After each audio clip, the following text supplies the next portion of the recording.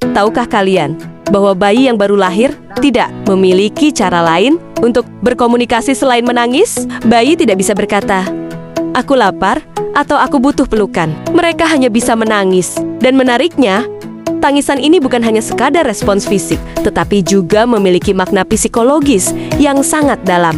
Dalam dunia psikologi perkembangan, tangisan bayi dipandang sebagai bahasa pertama yang mereka gunakan untuk berinteraksi dengan lingkungan. Namun, banyak orang tua yang salah paham dan mengira bahwa bayi menangis hanya karena lapar atau popoknya basah. Padahal, ada alasan lain yang jauh lebih kompleks. Mari kita bahas lebih dalam agar kita bisa memahami dunia bayi dengan lebih baik. Pertama, tangisan adalah bentuk komunikasi pertama bayi. Tahukah kalian bahwa sejak lahir, bayi sudah bisa membedakan suara ibu mereka dari suara orang lain? Hal ini menunjukkan bahwa meskipun mereka belum bisa berbicara, mereka sudah memiliki kemampuan untuk mengenali dan merespons lingkungan sekitarnya. Tangisan bukan sekadar ekspresi ketidaknyamanan, tetapi juga alat komunikasi. Melalui tangisan, bayi bisa menyampaikan berbagai kebutuhan mereka, mulai dari rasa lapar, kantuk, ketidaknyamanan, hingga kebutuhan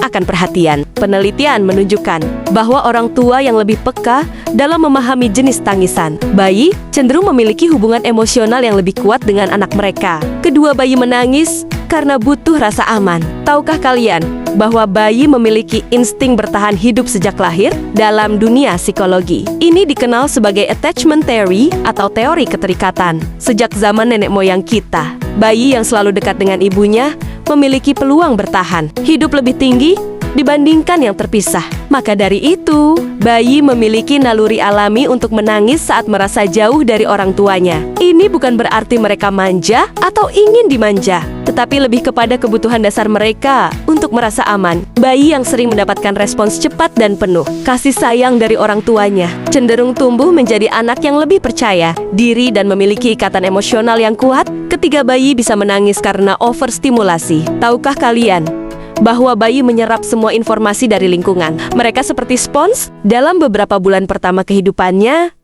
otak bayi berkembang dengan sangat cepat. Mereka menyerap suara, cahaya, tekstur, dan interaksi sosial di sekitar mereka. Namun, karena sistem saraf mereka masih berkembang, mereka bisa dengan mudah merasa kewalahan. Jika terlalu banyak rangsangan, misalnya suara TV yang terlalu keras, cahaya yang terlalu terang, atau terlalu banyak orang berbicara di sekelilingnya, bayi bisa merasa stres dan menangis sebagai respons. Maka, salah satu cara menenangkan bayi yang menangis adalah dengan membawanya ke tempat yang lebih tenang, meredupkan lampu, atau mengurangi kebisingan di sekitar mereka. Keempat, bayi menangis karena butuh sentuhan fisik. Tahukah kalian bahwa sentuhan adalah kebutuhan dasar manusia?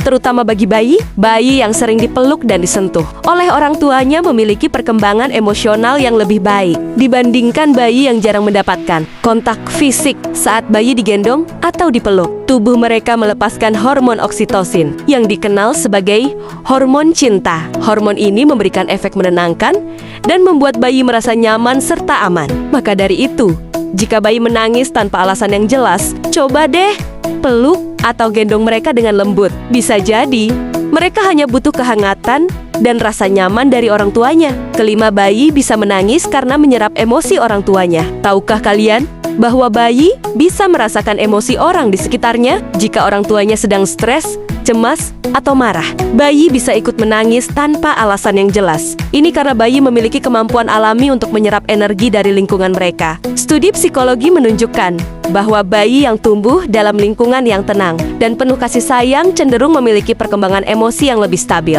Jadi, jika bayi menangis terus-menerus, coba cek apakah orang di sekitarnya juga sedang stres, karena ketika orang tua lebih tenang, bayi pun akan lebih mudah merasa nyaman. Kesimpulan, memahami tangisan bayi untuk membantu perkembangan mereka. Tahukah kalian bahwa bayi yang merasa lebih dipahami oleh orang tuanya cenderung tumbuh menjadi anak yang lebih percaya diri dan memiliki hubungan emosional yang sehat? Tangisan bayi bukanlah sesuatu yang harus selalu dihentikan dengan cepat, tetapi lebih kepada sesuatu yang perlu dipahami. Dengan memahami alasan psikologis di balik tangisan mereka, kita bisa merespons dengan lebih baik dan membantu mereka tumbuh dengan rasa aman. Lain kali jika bayi menangis tanpa alasan yang jelas, coba pikirkan, Apakah mereka merasa aman? Apakah lingkungan terlalu ramai? Apakah mereka hanya butuh sentuhan? Dengan memahami bahasa pertama bayi ini, kita bisa lebih terhubung dengan mereka dan membantu mereka tumbuh dengan lebih baik. Bagikan pengalaman kalian di kolom komentar.